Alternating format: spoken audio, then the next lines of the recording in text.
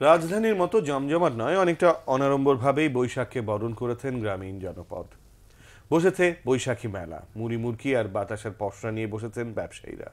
নিচে গিয়ে বরণ করে নিয়েছেন নতুন বছরকে। রাজধানীর অদূরে ধামরাই ঘুরে এসে সেই গ্রামের বৈশাখ বরণ নিয়ে জানাচ্ছেন জাহিদা রহমান। ক্যামেরায় ছিলেন কেজেড সোহেল।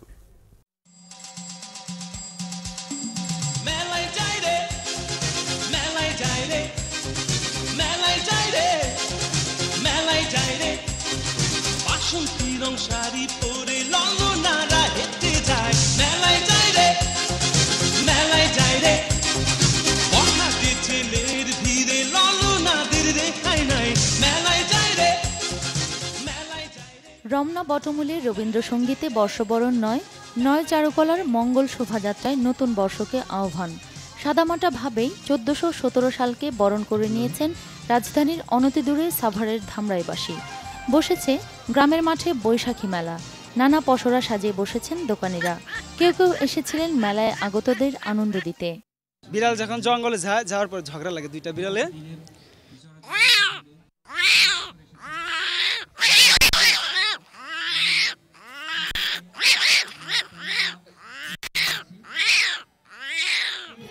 বৈচিত্র্যহীন গ্রামীণ জীবনে বৈশাখ এনে দিয়েছে প্রাণের জোয়ার। সকাল থেকেই নতুন শাড়ি পাঞ্জাবি পরে নানা বর্ণে সেজে আনন্দ করতে জড়ো হয়েছিলেন গ্রামের সব মানুষ। এর মধ্যে বাদ যায়নি শিশুরাও।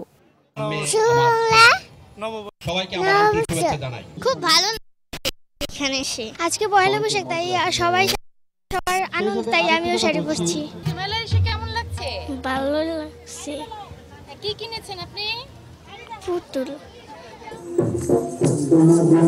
এখানকার তরুণ তরুণীরা জানালেন, একসময় তারা ঢাকার দিকে ছুটলেও এখন নিজ উদ্যোগেই নিজস্ব পরিসরে বরণ করছেন বৈশাখ।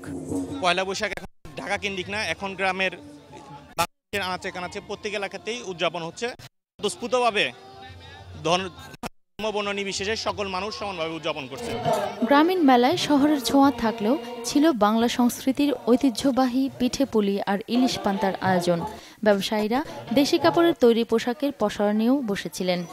বাংলা নববর্ষ এটা আমাদের অনেক বড় একটা আয়োজন। প্রাচীনকাল থেকেই বৈশাখী মেলাকে ঘিরে গ্রামাঞ্চলের মানুষ উদযাপন করে আসছে বাংলা নববর্ষ। তবে উন্নত যোগাযোগ ব্যবস্থা, নগরায়নের বিস্তৃতি, বিজ্ঞান ও প্রযুক্তির ব্যবহারের কারণে গ্রামাঞ্চলের মেলার অর্থনৈতিক গুরুত্ব হয়তো অনেকটাই কমে গেছে। কিন্তু তারপরও বাংলা নববর্ষে মেলাকে কেন্দ্র করে এখানে নানা এবং ধর্মের বর্ণের মানুষের যে মিলন মেলা বসে, যে প্রাণের মেলা বসে, যে সামাজিক সম্প্রীতি ঘটে, এটাই এখানে মুখ্য হয়ে ওঠে। জাহিদা রহমান, বাংলা ভিশন, ধামরাই, সাভার।